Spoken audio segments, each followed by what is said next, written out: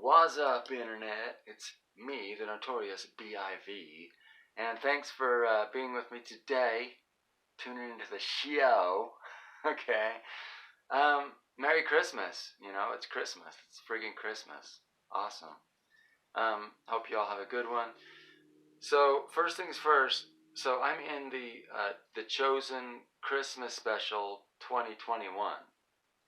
So, I don't, if you're into the Chosen, then yeah, I'm in that technically. I'm a background extra type person.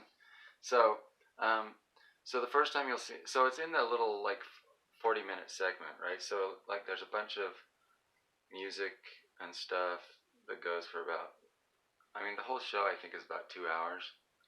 So I'm in like the last little 40-minute segment that's about Mary and Joseph and the birth and all that stuff. And if you don't know what The Chosen is, it's this crowd-funded show about Jesus and his disciples and stuff. And you can look it up. It's called The Chosen, and there's an app you can get to watch the shows on, or I think there are other ways to watch the shows, but I think the app is like the main one. So so get the app, check me out. And I'm in that last segment, and so when they get to Bethlehem, there's part like the very end of this one scene. I'm like walking away from the camera, and you see my back. Okay, so and I'm leading sheep. So when you see the sheep, be like, oh, that's him. That's his back right there. Okay. And then the other part I'm in is the like when they go like Joseph's arguing with the innkeeper and like, hey, the innkeeper's like, there's no room or whatever. So I'm in a line like waiting to talk to the innkeeper.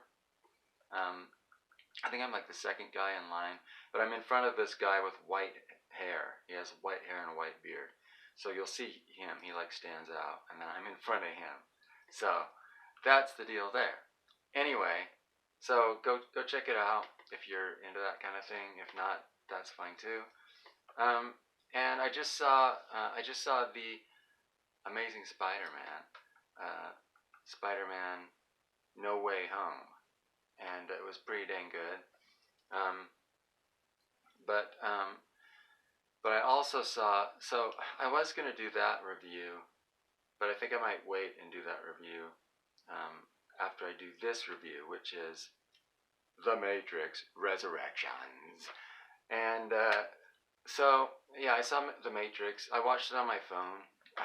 It's probably not the way to do it, but that's how I did it, because that's how I roll. I do my own thing, baby. Okay. But yeah, if you're really like wanting to see it on the big screen, go see it on the big screen. However, it's really not worth seeing, honestly. I'm going to be honest here. The Matrix Resurrections it's just, here's how all the Matrix movies, like every Matrix movie basically is like someone like spouting a bunch of techno babble, right? And you're just like, yeah, okay, sure, whatever that guy said. And then there's like a huge action sequence, and it's like, oh my gosh, that's awesome. And then another guy like talking techno babble for another 15 minutes, and then another major big action scene, right? And that's basically the Matrix. That's basically every Matrix movie. So, and this one is no different, in that regard. However, there's nothing in this movie that's like a there's no like defining moment. You know what I mean? Like in the original Matrix, there was the part where like he stops the bullets, or there's like bullet time, right? Like that, like those were really cool scenes, and you're just like, oh, whoa, that was awesome. And like there's nothing like the highway fight in Matrix Reloaded, right? There's nothing like that in this show. It's just like, there's no just like big defining moment. It's all just kind of bland. And the action scenes, even the action scenes are just like blah. They're just blah. Like, they're just like, oh, like I'm shooting people. oh look, people are getting shot. Yeah, yay. I mean, there's absolutely nothing like stylistic or cool in any like in any of the like in the earlier Matrix movies. And so the action scenes are just like super lame. They're just lame. And so that was disappointing. And then um, what? You know, so they have to get and there's here's the thing, like there's nothing really to spoil with this movie. Like there's just nothing really happens until like the last 10 minutes, okay? And I'm not going to spoil the last 10 minutes, okay?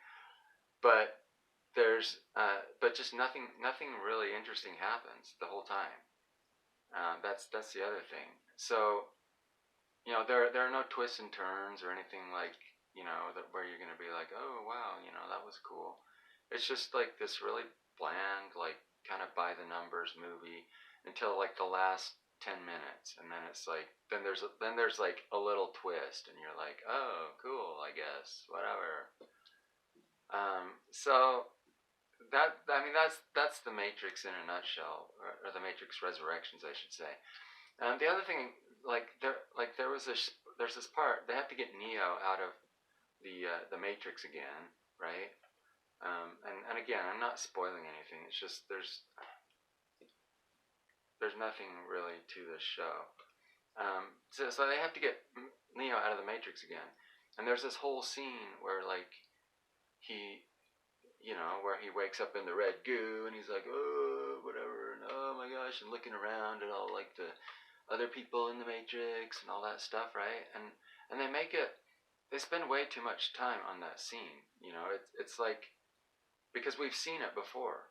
Like it's exactly the same as in the original Matrix when they pull him out of the Matrix the first time, right? So, but they're like acting like it's this big like, ooh, this big deal, and it's like no, we've seen this before. Like this is exactly the same deal. Why are you?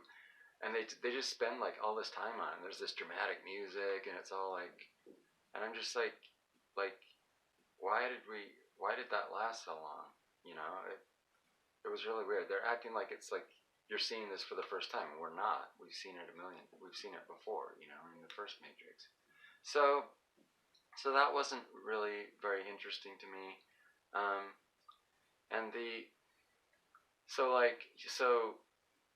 Agent Smith is back, and Morpheus is back, like in sort of different forms. And I didn't mind the Morpheus character that much. He was all right. He was a decent Morpheus. But like the Agent Smith was just